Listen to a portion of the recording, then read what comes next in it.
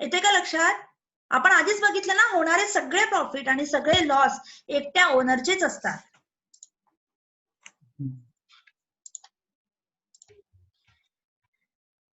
Next, one man capital.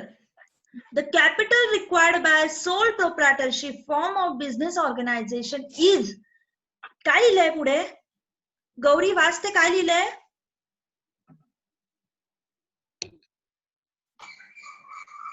Gauri Sarda काय लिहिलंय? One man capital मध्ये काय लिहिलंय? The capital required by sole proprietorship form of business organization is totally arranged by the sole proprietor. Totally arranged by sole proprietor. जेव्हा ध्रुवनी ठरवलं की त्याला आकाश कंदीलचं स्टॉल लावायचं आहे, तर लागणारे सगळे पैसे त्यांनी त्याचे लावले. He provides it either from his business personal resources. Personal resources म्हणजे त्याची पॉकेट मनी, किंवा मग काय लिहिलंय पुढे? By borrowing from friends. त्यांनी मित्राचे पैसे लावले, पण तो मित्राला परत पैसे देणार आहेत. बॉरोविंग म्हणजे उधार. रिलेटिव्स, बँक्स और अदर फायनान्शियल इन्स्टिट्यूशन, इथे त्यांनी लोन घेतलंय. दोन गोष्टी वेगळ्या आहेत बघा. असं पण असू शकतं की ध्रुवनी आणि हर्षने मिळून पार्टनरशिप फर्म सुरू केली आहे. ध्रुव म्हणतो की मी बिझनेस करणार, हर्ष म्हणतो की मी पैसा लावणार, पण पुढे जाऊन ते प्रॉफिट अँड लॉस शेअर करणार आहे. इथे तसं आहे का? इथे तसं नाहीये. इथे काय म्हणतोय की पैसे ध्रुवने घेतले हर्षकडून, पण थोड्या दिवसांनी तो पैसे परत करणार आहे. त्याच्यामुळे तिथे काय लिहिलंय? बॉरोविंग्स. पैसे लावणारा हा एकटा ध्रुवच आहे. One man capital. बॉरोविंग तो कुठूनही घेऊ शकतो. फ्रेंड्स म्हणा, रिलेटिव्ह म्हणा, बँक्स और अदर फायनान्शियल इन्स्टिट्यूशन. अशी खूप सारी इन्स्टिट्यूशन आहे. फिनान्शियल म्हणजे पैसा, फायनान्स म्हणजे पैसा. अशी खूप इन्स्टिट्यूशन्स आहेत जे फक्त बॉरोविंग आणि लेंडिंगचं काम करतात. म्हणजे आपल्याकडे एक्स्ट्रा पैसे असतील तर आपण त्यांच्याकडे डिपॉझिट्स म्हणून ठेवायचे, आपल्याला इंटरेस्ट मिळेल, आणि ज्याला कुणाला पैसे हवे असतील ती लोक त्या इन्स्टिट्यूशन कडनं पैसे बॉरो करतील आणि इंटरेस्ट पे करतील. अशी हे फायनान्शियल इन्स्टिट्यूशनचं काम असतं. पुढे जातोय, लिहिलंय वन मॅन कंट्रोल. कोणीतरी एक्सप्लेन करेल मला what is mean by one man control? कोण एक्सप्लेन करणार आहे? One man control. Tanishka, good morning. One man control म्हणजे काय? सोल प्रोप्रायटरशिप मध्ये वन मॅन कंट्रोल म्हणजे काय?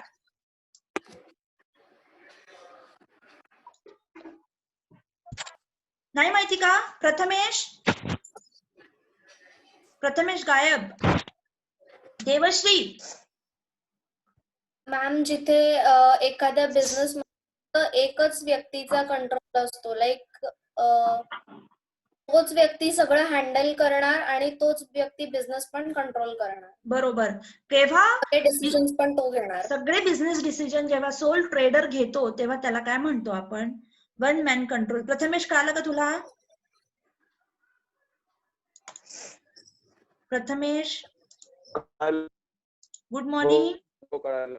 हा, नेक्स्ट आहे बघा, the controlling power in sole proprietorship business always remains with the owner. The owner और प्रोप्रायटर आपण इथे याला म्हणतो. अलोन, एकटाच सगळे डिसिजन घ्यायची पॉवर ठेवतो. To run the business, of course he is free to consult anyone as he wishes. याचा अर्थ काय? याचा अर्थ काय? त्याला जर कोणाला कन्सल्ट करायचं असेल तर तो करू शकतो ना, पण डिसिजन त्याचा तोच घेणार. असं म्हटलंय का की कन्सल्ट करू नये? असं म्हटलंय का कुठे? फक्त म्हटलंय की डिसिजन फक्त त्याचं त्यांनी घ्यावं. तो he can consult anyone.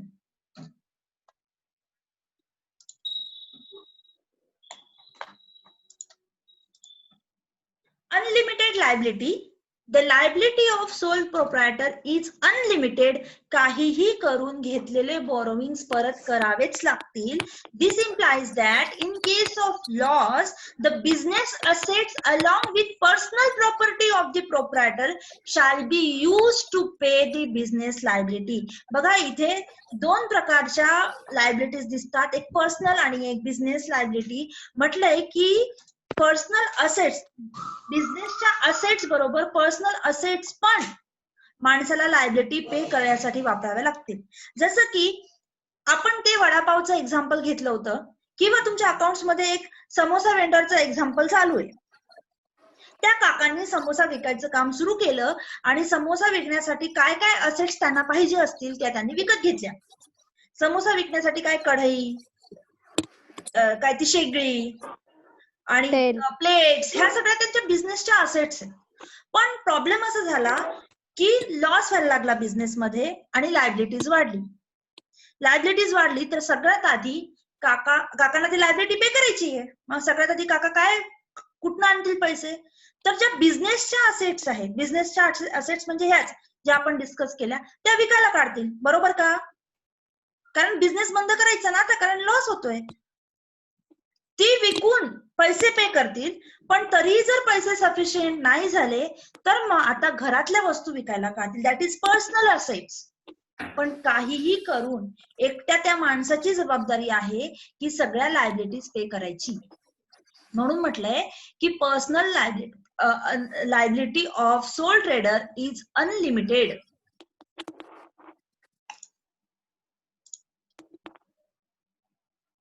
Less legal formalities. आपण आधीच फर्स्ट पॉइंट मध्येच म्हटलं होतं की सोल ट्रेडिंग कन्सर्नला गव्हर्न करणारा असा कुठलाही ऍक्ट किंवा लॉ नाही.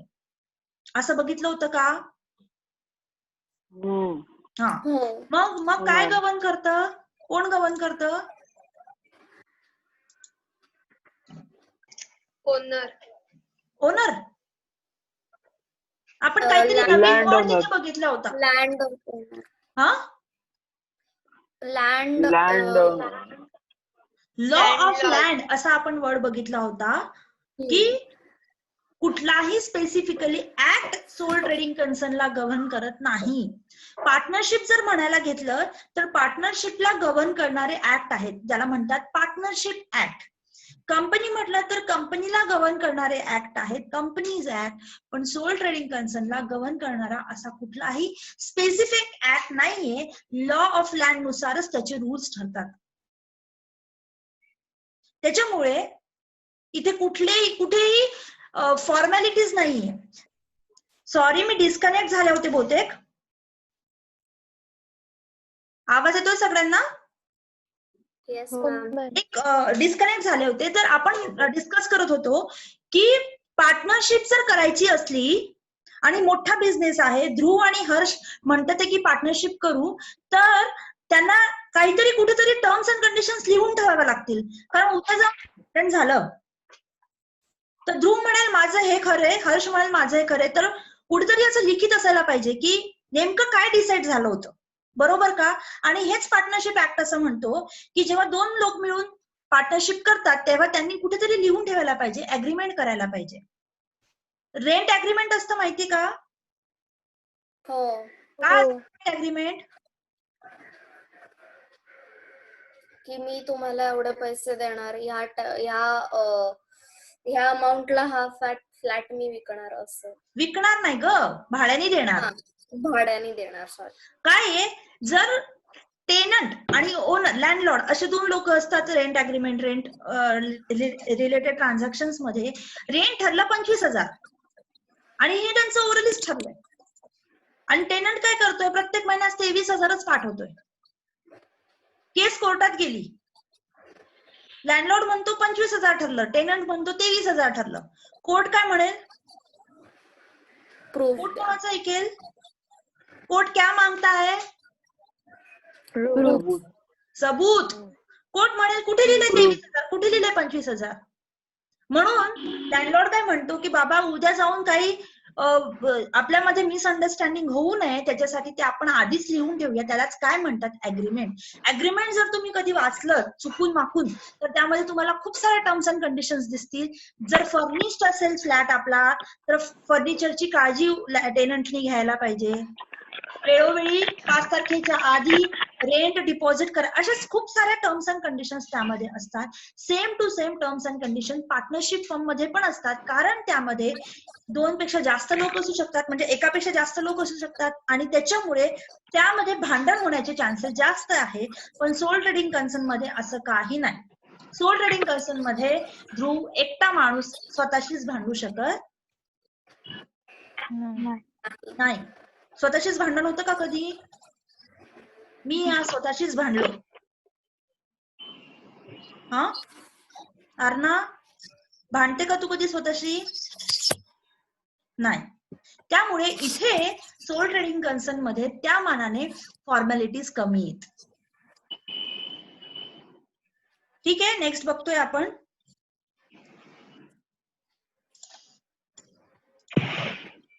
Advantages of sole trading, sole proprietorship. Sole proprietorship चालू करण्याचे ऍडव्हान्टेजेस काय आहे आता आपण फास्ट बघूया, कारण आपण सोल ट्रेडिंग कन्सर्न आपल्या मोस्टली कन्सेप्ट लक्षात आलाच असेल, तर फास्ट बघतोय. The sole proprietorship form of business is the most simple and common in our country. सगळ्यात सिंपल आणि सगळ्यात कॉमन आपल्या कंट्रीमध्ये असा फॉर्म ऑफ ऑर्गनायझेशन आहे. आणि काही ऍडव्हान्टेजेस असे आहेत. पहिले लिहिले easy to form and wind up. Form म्हणजे इस्टॅब्लिश करायला इझी आहे आणि वाइंड अप म्हणजे बंद करायला पण सोपं आहे. जसं आपण एक्झाम्पल पण बघितलं होतं ध्रुवचं, त्याला आकाश कंदीलचा स्टॉल लावायचा होता, तेव्हा त्याच्या मनात आलं तेव्हा त्यांनी तो लावला. आणि जर आता वाटतंय की बंद करायचं, तो इझी टू वाइंड अप आहे, त्याला कोणालाही काही कळवायची गरज नाही. A sole proprietorship form of business is very easy to form. With very small amount of capital, you can start the business. There is no need to comply with any legal formalities relating to formation of business, except for those businesses which require the license from local authorities. हे आपण नंतर बघूया की कोणत्या कोणत्या बिझनेसना licence लागतं. Just like formation, it is also very easy to wind up the business. It is your sole discretion to form or wind up the business at any time. आपल्यावरतीच ते depend आहे की केव्हा तो बिझनेस सुरू करायचा आणि केव्हा तो बिझनेस संपवायचा. तिथे आपण एक सेंटेन्स आपण रीड केलं होतं की काही काही बिझनेसेस ना लोकल ऑथॉरिटीज पासून लायसन्स घ्यावे लागतात. तुम्हाला माहिती का की हॉटेल्स वाल्यांना पण लायसन्स घ्यायला लागतं, फूड लायसन्स. हॉटेलवाला सोल प्रोप्रायटरशिप आहे, easy to set up, easy to wind up आहे, कुठेही त्याला लिगल फॉर्मॅलिटीज मध्ये अडकायची गरज नाही, पण तरीही त्याला लायसन्स घ्यावं लागतं. तुम्ही जर दुकानात गेला तर तुम्हाला दुकानात 1-2 सर्टिफिकेट्स लावलेले दिसतात फ्रेम मध्ये. किराणा शॉप मध्ये जरी तुम्ही गेलात दिसतात का? हो. हा, म्हणजे त्यांनी ती लोकल ऑथॉरिटीज कडनं त्यांनी परमिशन काढलेली आहे की मला कसा धंदा करायचा, बिझनेस कसा करायचा हे मला कळतंय, मला आणि तुम्ही मला सर्टिफिकेट इश्यू करा. जर प्रथमेशला वाटते की मला सगळ्या औषधांचं नॉलेज आलेलं आहे, उद्यापासून मी मेडिकल टाकेल, चालेल का प्रथमेश? नाही. मी लहानपणी खूप डॉक्टर खेळलोय, मला सगळं कळतंय आता, त्यामुळे आता मी जमेल का? नाही. कारण मेडिकल टाकायसाठी काय लागतंय? Pharmacist licence. लायसन्स लागतंय मेडिकलचं, डिग्री लागते किंवा लायसन्स लागतं. मेडिकल हे सोल प्रोप्रायटर असतात की नाही? ऑफकोर्स असतात. पण काही काही बिझनेसेसना लोकल ऑथॉरिटीज कडनं काय घ्यायला लागतं? लायसन्स घ्यावे लागतात. येते सगळ्यांना लक्षात? कोणाला काही डाऊट? नाही. हो, कोण म्हटलं? मॅम मी. नाव काय? प्रिया. हा, प्रिया, बोल. मॅम, जे गाड्या तुम्ही म्हणला वडापावचे वगैरे असतात त्याला पण लायसन्स घ्यावं लागतं का? हो, मग फूड लायसन्स. तुम्ही कुठलंही फूड विदाउट लायसन्स विकूच शकत नाही. कारण वडापाव वाल्याकडे आपण खायला जातो, तो वडापाव मध्ये काय टाकून आपल्याला खायला घालेल काही सांगता येत नाही. एखादा टेररिस्ट पण असू शकतो. टेररिस्टचं एकच त्यांचं एकच ध्येय असतं, काय लोकांना मारायचं. मग हे तर सोपं आहे, वडापावपेक्षा तर तो पाणीपुरीचा स्टॉल लावेल, कारण लोक पाणीपुरी जास्त खातील. त्यामुळे प्रत्येक फूड जी लोक विकतात त्यांना प्रत्येकाला फूड लायसन्स घेणं, इनफॅक्ट पॅक्ड फूड पेक्षा अनपॅक्ड फूड जे असतात, रेडी टू ईट, त्यांना सगळ्यांना फूड लायसन्स घ्यावंच लागतं.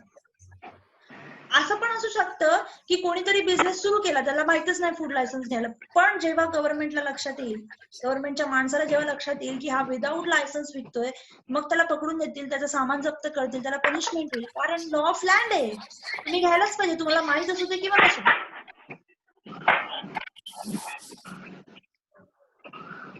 नेक्स्ट आपण बघतोय, प्रिया झाला का डाऊट तुझा सॉल्व? Yes ma'am. कोणाला अजून काही डाऊट? तनिष्का, राजस, नाही निदान व्हिडिओ नाही, निदान आवाज तरी ऐकव रे.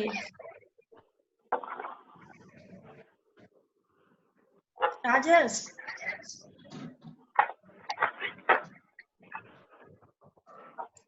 सो नेक्स्ट बघतोय आपण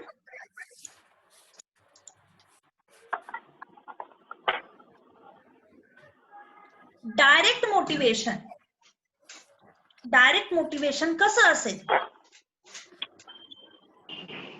न वाचता सांगायचं, डायरेक्ट मोटिवेशन सोल ट्रेडिंग मध्ये कसं असेल? सोनल,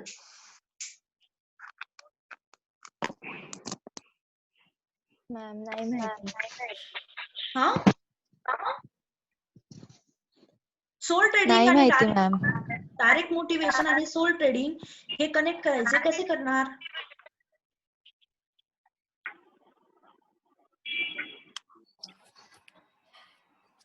प्रांजल, तू आज आलीये का? पहिल्यांदा करते लेक्चर अटेंड? हा, नाही. याच्या आधीचं लेक्चर केलं होतं का अटेंड? अर्णा सांग, डायरेक्ट मोटिवेशन म्हणजे काय? नाही माहिती. आता काय आहे की बिझनेस मध्ये होणारा पूर्णच्या पूर्ण प्रॉफिट माझा, त्यामध्ये कोणीही शेअर करणार नाहीये, त्यामुळे मी जीव लावून काम करेल. डायरेक्ट मोटिवेशन आहे. पार्टनरशिप मध्ये काय होऊ शकतं? हर्ष आणि ध्रुवची आपण पार्टनरशिप केली, कधीतरी ध्रुवच्या मनात येईल मीच मी का काम करू, प्रॉफिट तर दोघं मिळून शेअर करतात, मीच मी का करायचं, इथे मोटिवेशन कमी पडतंय की नाही? सोल प्रोप्रायटरशिप मध्ये काय आहे, आळस केला तर नुकसान त्याचंच, जास्त काम केलं तर फायदाही त्याचाच. जसं प्रथमेश जास्त अभ्यास केला तर डिग्री आपली, नाही केला तरी डिग्री नाही मिळणार. आपल्या घरच्यांना मिळतंय का काही? काय मिळतंय? नाही मिळत आहे. नाही मिळत आहे. कोणाला मिळणार आहे? आपण अभ्यास मेहनत केली तर कोणाचा फायदा आहे? आपला. आपलाच फायदा आहे. माझा. डायरेक्ट मोटिवेशन असायला पाहिजे, पण तरीही आपल्याकडे मोटिवेशनची कमी आहे, सारखं मोटिवेट करायला लागतं. सोल ट्रेडिंग कन्सर्नचं पण तेच आहे की होणारा सगळा प्रॉफिट माझा असल्यामुळे जास्तीत जास्त मी काम करणार, हे डायरेक्ट मोटिवेशन आहे. बघूया आपण त्यामध्ये काय लिहिलंय कंटेंट मध्ये. The profit earned belong to the sole proprietor alone and bear the risk of losses as well. Thus, there is a direct link between efforts and rewards. Efforts म्हणजे लागणारी मेहनत, reward म्हणजे येणारं output. If he works hard, then there is a possibility of getting more profit, and of course, he will be the sole beneficiary of this profit. Nobody will share this reward with him. This provides strong motivation for the sole proprietor to work hard. आलं का लक्षात? जे आपण read केलं ते लक्षात आलं का की there is a direct link between efforts and rewards. जास्त एफर्ट्स घेतले तर जास्त रिवॉर्ड जास्त भेटणार. हा, त्यामुळे तिथे काय आहे, direct motivation, and this is a classic advantage of what, sole trading concern. Partnership मध्ये असं नाहीये, कंपनीमध्ये पण असं नाहीये. नेक्स्ट बघूया आपण, quick decision and prompt action. हे कोण सांगणार? Quick decision and prompt action कसं? सोल मध्ये आपण लगेच हे करू शकतो. म्हणजे माझं डिसिजन घेतलं मी आता लगेच उद्यापासून नाही जायचं, नाही उघडायचं दुकान, तर लगेच नाही उघडलं दुकान. बरोबर. जसं आपण बघत होतो ध्रुवनी कशाचं काम सुरू केलंय, तो आकाश कंदील बनवतो. त्याला अचानक लक्षात आलं की मार्केटमध्ये भीमचे लावलेले आकाश कंदीलला जास्त डिमांड आहे. भीमचे स्टिकर्स लावलेले आकाश कंदीलला जास्त डिमांड आहे. भीम म्हणजे माहितीये ना आपल्याला, महाभारत मधला भीम नसून कार्टून नेटवर्क मधला भीम. तो लगेच दुसऱ्या दिवसापासून इम्प्लिमेंट करायला सुरू करेल, फास्ट त्या भीमचे स्टिकर्स आणेल आणि सगळे आकाश कंदीला लावून टाकेल. Quick decision and proper implication. Decision पण घेतलं आणि लगेच अप्लाय पण केलं. असं पार्टनरशिप मध्ये होईल फास्ट, पण त्या मानाने फास्ट होणार नाही. कारण ध्रुवला आधी कोणाला विचारायला लागेल? हर्षला विचारायला लागेल की असं करू का. जर न विचारता केलं तर उद्या हर्ष उठून येईल, तू मला न विचारता असं कसं केलंस, मी पण होणार आहे, मला तू विचारायला पाहिजे. आणि जर नुकसान झालं तर अजून हर्ष बोलेल, मला न विचारता केलं ना म्हणून असं होतंय. असं काही भानगड सोल प्रोप्रायटरशिप मध्ये नाही. ते काय आहे? Quick decision. आपण रीड करायला घेऊया काय दिलंय तर, quick decision and proper implication. In sole proprietorship business, the sole proprietor alone is responsible for all decisions. Of course, he can consult other. हे तर प्रत्येक वेळी आहे की कन्सल्ट करायला कोणी थांबत नाहीये, कन्सल्ट करू शकतो. But he is free to take any decision on his own. Since no one else is involved in decision making, it becomes quick and prompt action can be taken on the basis of decision. जी action घ्यायची आहे prompt action, त्याच्या quick decision वरती तो depend घेऊ शकतो. आणि याचा कधी कधी खूप मोठा फायदा होतो. जर आपला कॉम्पिटिटर काहीतरी कॉम्पिटिटिव्ह करत असेल तर त्याच्याकडनं पटकन लेसन घेऊन आपण आपल्या बिझनेस मध्ये ते इम्प्लाय करू शकतो आणि त्यामुळे आपलं बेनिफिट होतं. इथपर्यंत कळालं का सगळ्यांना? कोणाला काही डाऊट? प्रथमेश, गौरी, आदित्य? नाही मॅम, काही डाऊट नाही. सगळं सोपं वाटतंय? नो. असं कसं रे? मी शिकवते का चांगलं खूप?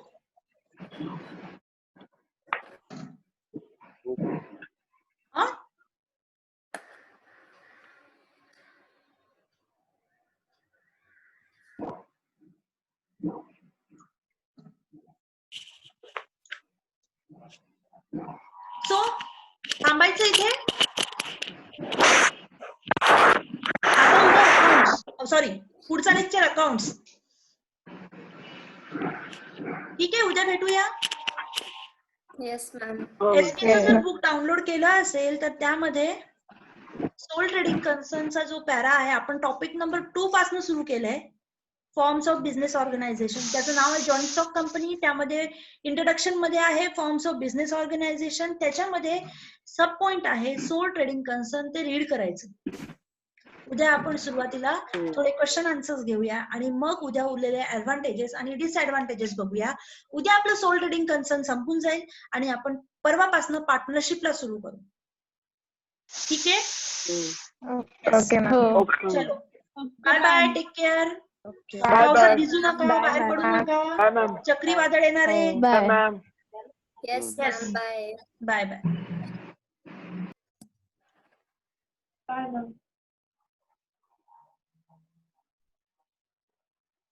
काय ग, काय झालं?